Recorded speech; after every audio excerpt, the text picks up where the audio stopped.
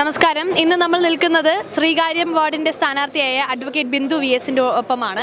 Madam വിജയിച്ചോ? വിജയിച്ചു. അപ്പം madam ഒരുപാട് പ്രതീക്ഷിച്ച ഒരു വിജയം തന്നെയായിരുന്നു. അതെ അതെ, മാഡത്തിന് ഉറപ്പായിരുന്നു അല്ലേ? ഉറപ്പായിരുന്നു, ഞാൻ വിജയിക്കുമെന്ന് ഉറപ്പായിരുന്നു.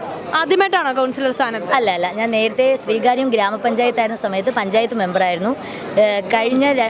കഴിഞ്ഞ മുമ്പത്തെ ടേണിൽ ചെമ്പഴന്തി വാർഡിൽ മത്സരിച്ചു 15 വോട്ടിന് പരാജയപ്പെട്ടു.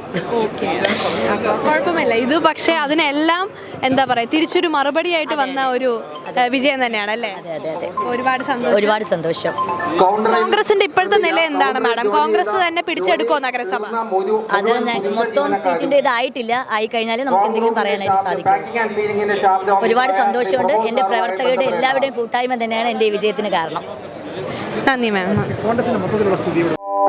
കൂടുതൽ വാർത്തകളും വിശേഷങ്ങളും നിങ്ങൾക്ക് ലഭിക്കാൻ കേരളീയം ന്യൂസ് സബ്സ്ക്രൈബ് ചെയ്യുക. കൂടെ ബെൽ ബട്ടണും അമർത്തുക.